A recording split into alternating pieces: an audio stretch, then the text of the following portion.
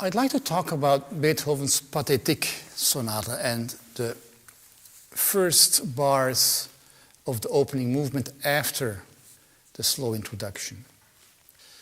Johann Ferdinand Schoenfeld wrote a musical yearbook on Vienna and Prague in 1796, and this remains a major source when it comes to Beethoven's Vienna of those years. Now, Schoenfeld talks about two distinct schools of forte-piano building. We have the so-called Walther type and the so-called Streicher type. Walther refers to the Viennese builder Anton Walther, and Streicher refers to Nanette Streicher, who was the daughter of Johann Andreas Stein. Equally so, Schoenfeld continues, we have two classes of forte-piano players. One of these loves to play with rich tones, extremely fast, study the most difficult runs and the fastest octaves. To the virtuoso of this kind, we recommend a Walther-type fortepiano. The other looks for nourishment of the soul and prefers a sweet and melting kind of playing. This type of player cannot choose a better instrument than a Streicher or a so-called Stein type. How can we make this more concrete? Well, one technological feature that sets apart a Walther piano from a Streicher piano is the presence or absence of a so-called backcheck.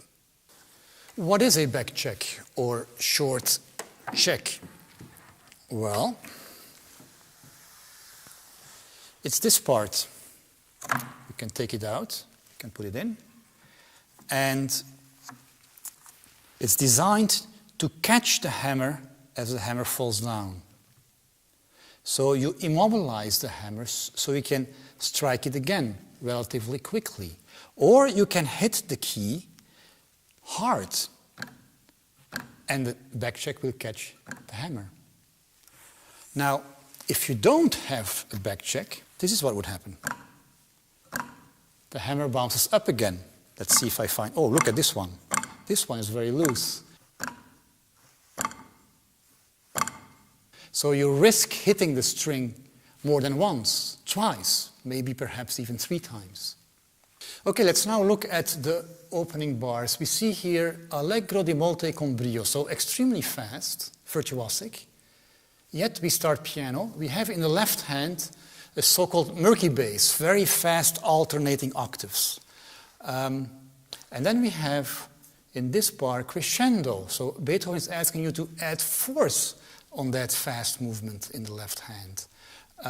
Let's do a little experiment and try to play this first without the help of a backcheck and then with the backcheck and see if we notice any difference. So this is clearly without. I just took out the backcheck rail. Okay, so here we go. I'm just going to play the left hand alone.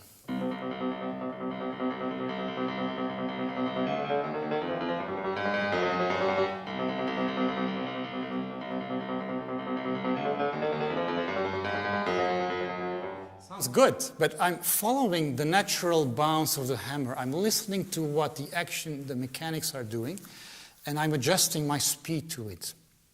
Now, if I were to try a faster tempo, and if I were to implement that crescendo, I think I'll run into trouble.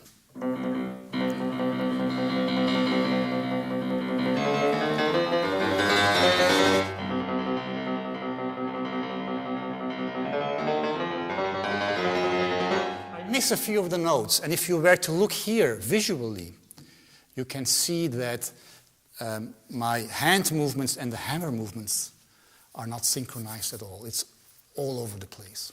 Now let's compare the same thing with the backcheck.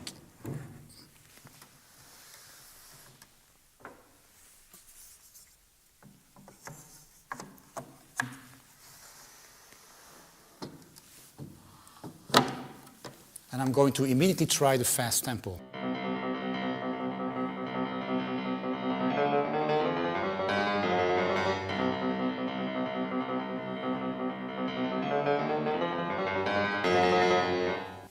It's It's much more controlled. Now I can exert my will, or Beethoven's will, on the musical material.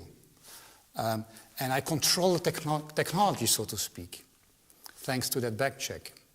It's controlled passion, controlled patheticness. And now it's interesting to turn this into a story of a composer, performer, Beethoven, and a builder of pianos. With his Pathétique Sonata, one could say that Beethoven is telling a builder like Nanette Streicher to please incorporate the back check in your pianos too. And that's exactly what Nanette Streicher will do, but only 6 years after the publication of the Pathétique. Back in 1797, when Beethoven composed the Pathétique, Beethoven clearly was a Walter-type pianist who would have loved, as Schoenfeld describes rather sarcastically actually, a strong feast for the ears or powerful noise of the kind that would have required a powerful piano like that of Anton Walter, and specifically that would have required the technological feature of a back check.